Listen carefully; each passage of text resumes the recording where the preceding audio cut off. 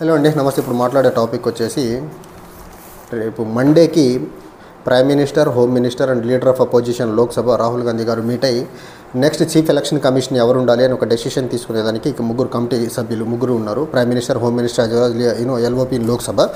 So అయితే ఈ committee ఇంతకుముందు లేదు. అండ్ సుప్రీంకోర్టు 2023లో the chief election commissioner and other election commissioners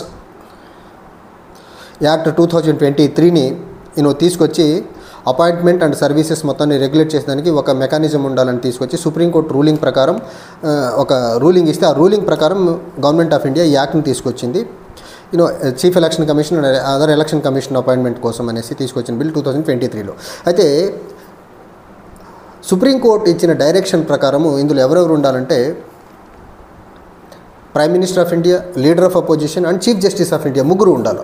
కానీ గవర్నమెంట్ ఆఫ్ ఇండియా చాలా కన్వీనియంట్గా సుప్రీంకోర్టు ఇచ్చిన రూలింగ్ ప్రకారం కాకుండా అందులో సుప్రీంకోర్టు రూలింగ్ ప్రకారం ఉండాల్సినటువంటి సీజీఐని తీసేసి చీఫ్ జస్టిస్ ఆఫ్ ఇండియాని ఆ ప్యానల్ నుంచి తీసేసి election commission and chief election commissions as well as chief election commissions appointment selection చేసే ప్యానల్లో చీఫ్ జస్టిస్ ఆఫ్ ఇండియా తీసేసుకు హోమ్ మినిస్టర్ని పెట్టారు. రీసెంట్గా జరిగిన పార్లమెంట్ బడ్జెట్ సెషన్లో రాహుల్ గాంధీ గారు మాట్లాడుతూ ఎలక్షన్ కమిషన్ మీద తీవ్రమైన ఆరోపణలు చేస్తున్న క్రమంలో కొత్తగా చీఫ్ ఎలక్షన్ కమిషన్ని పిక్ చేయాల్సి ఉంటుంది, దానికి నేను మెంబర్గా వెళ్ళాలి. ఆ వెళ్ళే క్రమంలో అక్కడ home minister as well as prime minister ఇద్దరు ఒకటే పార్టీకి సంబంధించిన వ్యక్తులు. అక్కడికి నేను ఒక్కడిని వెళ్తారు. అక్కడ వీటో ప్రకారం చూసుకుంటే ఇద్దరిది మెజారిటీ ఉంది కాబట్టి వాళ్ళిద్దరు ఏం అనుకుంటే అదే, నేను వెళ్ళి కూడా ఉపయోగం లేదు కదా అనేసి ఒక డిస్ప్లేజర్ని అయితే ప్రాక్టికల్గా ఎక్స్పోజ్ చేసే ప్రయత్నం చేశారు.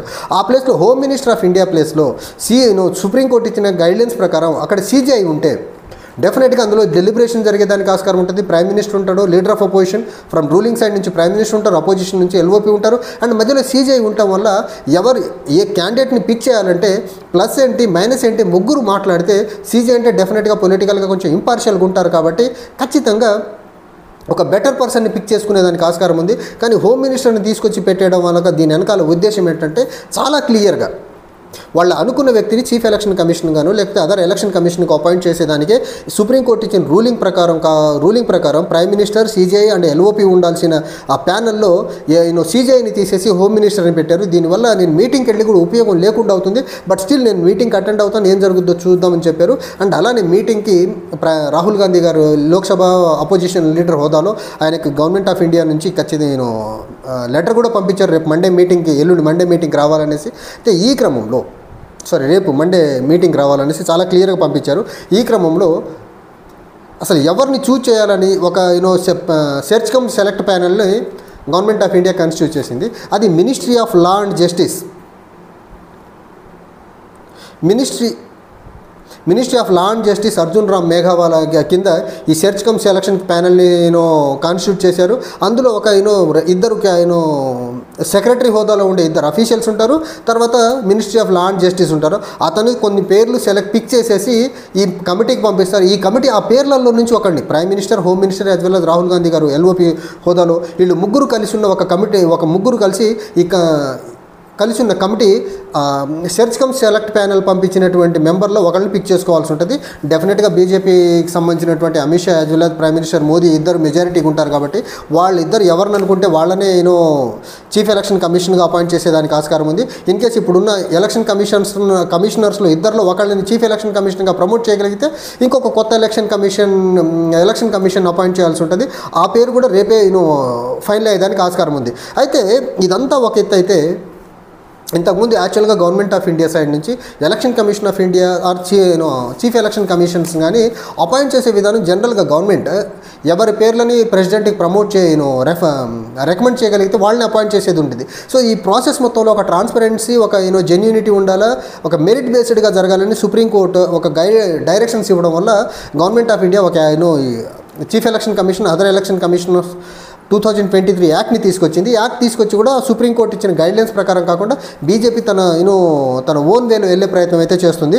అంతకుముందు అయితే ఇలాంటి కమిటీ ఏం లేకుండా prime minister and cabinet cabinet committee and appointments అని ఒక కమిటీ ఉండి ఆ కమిటీ ఎవరి పేరు ప్రెసిడెంట్ ఆఫ్ ఇండియాకి రికమెండ్ చేస్తే ఆ పేరే ఫైనల్ అయిపోయేది. ఇప్పుడు ఆ మెకానిజాన్ని మార్చి ట్రాన్స్పరెంట్గా వెళ్ళాలని సుప్రీంకోర్టు చూపించిన ఆ ట్రాన్స్పరెన్సీగా మిస్ చేసేదానికి చీఫ్ జస్టిస్ని ఆ ప్యానల్ నుంచి చేసి హోమ్ మినిస్టర్ని పెట్టే ప్రయత్నం చేశారు. ఇదంతా ఒక ఆస్పెక్ట్ అయితే, నిన్న జగదీప్ ధన్కర్ ఒక మీటింగ్లో మాట్లాడుతూ వైస్ ప్రెసిడెంట్ ఆఫ్ ఇండియా ఆయన ఒక అబ్సర్డ్గా ఆయన ఎక్కడ ఏం మాట్లాడినా మోస్ట్ యాంటీ డెమోక్రటిక్గా, మోస్ట్ యాంటీ కాన్స్టిట్యూషనల్ మేనర్లో, ఒక డెమోక్రటిక్ స్పిరిట్లో మాట్లాడే పని చేయడు. ఆయన రాజ్యసభ చైర్మన్గా ఆ చైర్లో కూర్చొని హౌస్ నడిపే విధానం అవనివ్వండి, బయట ఏదన్నా గెస్ట్గా ఏదైనా మీటింగ్ అటెండ్ అయినప్పుడు ఆయన మాట్లాడే విధానాలన్నీ కంప్లీట్ ఆటవిక, మనువాదపు, లేకపోతే ఒక డిక్టేటర్షిప్ని ప్రమోట్ చేసే మాటల్లో మాట్లాడతాడు. ఇలాంటి వ్యక్తిని వైస్ ప్రెసిడెంట్ ఆఫ్ ఇండియాగా ఎలా సెలెక్ట్ చేశారంటే, డెఫినెట్గా అగైన్ ఈ బీజేపీ మనువాదులందరూ ఇలాంటి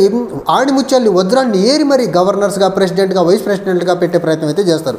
ఈయన నేను మాట్లాడుతూ చెప్పేది ఏంటంటే, అసలు chief justice of involvement executive అపాయింట్మెంట్స్లో ఎందుకని చెప్పే ప్రయత్నం చేశారు. ఇప్పుడు ఎగ్జిక్యూటివ్ అపాయింట్మెంట్లో చీఫ్ జస్టిస్ కాకపోతే ఇంకా కంప్లీట్గా గవర్నమెంట్కి సంబంధించిన వ్యక్తులుండి ఒక అపోజిషన్ లీడర్ ఆఫ్ అపోజిషన్ని పెట్టడం వల్ల ఉపయోగం ఏముంది? ఇంపార్షియల్గా జరగాలి, ట్రాన్స్పరెంట్గా అపాయింట్మెంట్స్ ఎగ్జిక్యూటివ్లో, అది సిబిఐ అవ్వనివ్వండి, ఈడీ అవ్వనివ్వండి, లేకపోతే ఇన్కమ్ ట్యాక్స్ అవ్వనివ్వండి, లేకపోతే ఎలక్షన్ కమిషన్ ఆఫ్ ఇండియా అవ్వనివ్వండి, ఇలాంటి ఎగ్జిక్యూటివ్ బాడీస్లో కాన్స్టిట్యూషన్ బాడీస్ హెడ్స్ని అపాయింట్ చేసేటప్పుడు ఇంపార్షియల్గా జరగాలంటే చీఫ్ జస్టిస్ లాంటి వ్యక్తి ఉంటేనే కదా అక్కడ జరిగేది.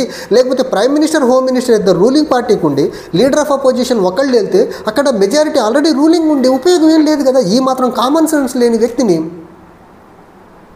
వైస్ ప్రెసిడెంట్ ఆఫ్ ఇండియా చేశారు. ఈయన బయటకు వచ్చి ఎంత దుర్మార్గంగా మాట్లాడుతున్నాడో చూడండి. అసలు చీఫ్ జస్టిస్ ఆఫ్ ఇండియాని కూడా ఈయన అవహేళన చేసి మాట్లాడే ప్రయత్నం, ఆ పొజిషన్ని అవహేళన చేస్తున్నారంటే అసలు ఈ బీజేపీ వాళ్ళకి రాజ్యాంగబద్ధంగా ఏర్పడినటువంటి సంస్థల పట్ల ఎలాంటి గౌరవం ఉందో చెప్పేదానికి ఈ ధన్కడ్ మాటల్ని మనం ఎగ్జాంపుల్స్గా తీసుకోవచ్చు. ఈయన ఎప్పుడు ఎక్కడేం మాట్లాడినా చూడండి, డెఫినెట్గా అవి యాంటీ కాన్స్టిట్యూషనల్ మేనర్లో ఉండేదానికి ఆస్కారం ఉంది. అంటే ఈయన చెప్తే ఇంకో మాట ఏం చెప్తున్నాడంటే, ప్రపంచంలో అసలు చీఫ్ జస్టిస్ ఎగ్జిక్యూటివ్ అపాయింట్మెంట్లో ఎక్కడ పార్ట్ అండ్ పార్సల్గా లేడు, ఇండియాలో ఎందుకు ఉండాలంటాడు?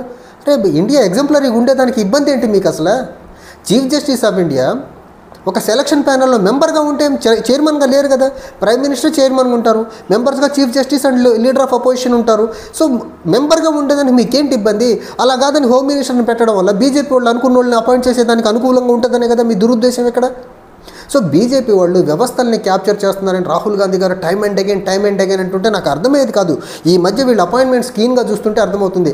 Right from national security adviser నుంచి ప్రైమ్ మినిస్టర్స్ ప్రిన్సిపల్ సెక్రటరీ, లేకపోతే ప్రైమ్ మినిస్టర్ లైబ్రరీ మేనేజ్ చేస్తున్నట్టు నృపేంద్ర శర్మ కానీ, ఇలాంటి వాళ్ళందరినీ మనం చూస్తే చాలా clear. Election commission of India అవనివ్వండి, క్యాగ్ చైర్మన్ అవనివ్వండి, ఎవరన్నా అవనివ్వండి, వీళ్ళందరూ బీజేపీ కనుసన్నల్లో, బీజేపీ మరీ ముఖ్యంగా ఆర్ఎస్ఎస్ యొక్క భావజాలానికి చాలా బలంగా ఇంబైబ్ చేసుకునే వ్యక్తులు, ఆర్ఎస్ఎస్ భావజాలానికి భయంకరమైన లాయల్టీ చూపే పీపుల్ని వీళ్ళు రాజ్యాంగబద్ధ సంస్థల్లో కూర్చోబెట్టి ఆ సంస్థల ద్వారా దేశంలో ఉన్నటువంటి వ్యవస్థల మొత్తాన్ని నిర్వీర్యం చేసి, అది ఎలక్షన్ కమిషన్ ఆఫ్ ఇండియా అవనివ్వండి, కాగ్ అవనివ్వండి, ఈడీ అవనివ్వండి, సిబిఐ అవనివ్వండి, ఇన్కమ్ ట్యాక్స్ ఏ డిపార్ట్మెంట్ అన్నా తీసుకోండి, అది స్టాట్యుటరీ బాడీస్ లైక్ ఎన్హెచ్ఆర్సీ అవనివ్వండి, సిఐసి ఏదైనా అవనివ్వండి, ప్రతి దాంట్లో సంఘ్ పరివార్ యొక్క ముఠాల్ని కూర్చోబెట్టి దేశంలో ఉన్న వ్యవస్థలన్నింటినీ నిర్వీర్యం చేసేదానికి బీజేపీ చాలా బలంగా పూనుకుంది.